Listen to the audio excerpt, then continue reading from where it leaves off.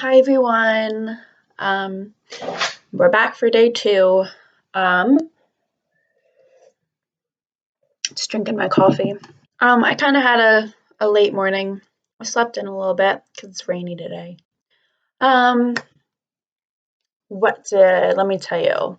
I did finish one of my three books yesterday, so two more to go, and then a bunch more. Cause yeah. Um, I didn't bake my banana bread yesterday. I watched Netflix instead. Because that's how my days are going lately. Um, I'm not sure if you saw the governor's message to Marylanders, but um, we are going to be out of school for even longer, which makes me kind of sad. Um, I really miss you guys. It was funny. I was actually planning to, as you guys know, we were planning to revamp phonics and I was planning with Miss Fiorito, and we were going to do groups, and it was going to be awesome. And then the next day, we got the message, and now just kind of funny how those things work. How I was so planned for you guys and ready to go, and yeah. But oh well. I hope you enjoyed the first three chapters yesterday. We are going to read some more today. So let me get back. We're on chapter 4, The Robot Hatches. As you might know, robots don't really feel emotions, not the way animals do. And yet, as she sat in her crumpled crate, Roz felt something like curiosity. She was curious about the warm ball of light shining down from above. So her computer brain went to work, and she identified the light. It was the sun. The robot felt her body absorbing the sun's energy, and with each passing minute, she felt more awake. When her battery was good and full, Roz looked around and realized that she was packed inside a crate. She tried to move her arms, but they were strained by cords, so she applied more force. The motors in her arms hummed a little louder, and the cords snapped. When she lifted her hands and pulled apart the crate, like a hatchling breaking from a shell, Roz climbed out into the world. Chapter 5, the Robot Gravesite. Those otters were now hiding behind the rock, their round heads nervously poked up, and they watched as a sparkling monster emerged from the crate. The monster slowly turned her head as she scanned the coastline. Her head turned and turned all the way around, and it didn't stop turning until she was looking right at the otters. "Hello, otters. My name is Roz." The robot's voice was simply too much for the skittish creatures. The biggest otters squeaked, and the whole gang suddenly took off. They galloped back across the robot gravesite, flopped into the ocean, and raced through the waves as fast as they could. Roz watched the otters go, but her eyes lingered on the sparkling objects that littered the shore.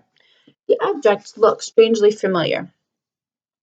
The robot swung her left leg forward, then her right, and just like that she was taking her very first steps. She stomped away from her crate and over the rocks and through the gravesite until she was standing above a broken robot body. She leaned in and noticed the word "Razum" suddenly lightly etched on the torso. She noticed the same word on all the torsos, including her own. Raz continued exploring the gravesite until a playful little ocean wave washed over the rocks. She automatically stepped away from it. Then a bigger wave slashed toward her, and she stepped away again. And then a gigantic wave crashed over the rocks and engulfed the entire gravesite. Heavy water pounded against her body and knocked her to the ground, and her damage sensors flared for the first time. A moment later, the wave was gone, and Roz lay there, dripping, indented, and surrounded by dead robots. Roz could feel her survival instincts, the part of her computer brain that made her want to avoid danger and take care of herself so she could continue functioning properly. Her instincts were urging her to move away from the ocean. She carefully got to her feet and saw that high above the shore, the land was bursting with trees and grasses and flowers. It looked lush and safe up there. It looked like a much better place for our robot. She had just one problem. To get up there, she would have to climb the sea cliffs. Chapter 6, The Climb. Crack, thunk, clang. Rose was having a little trouble climbing the cliffs. She knew she had a new dent on her rear and a long scrape down her side.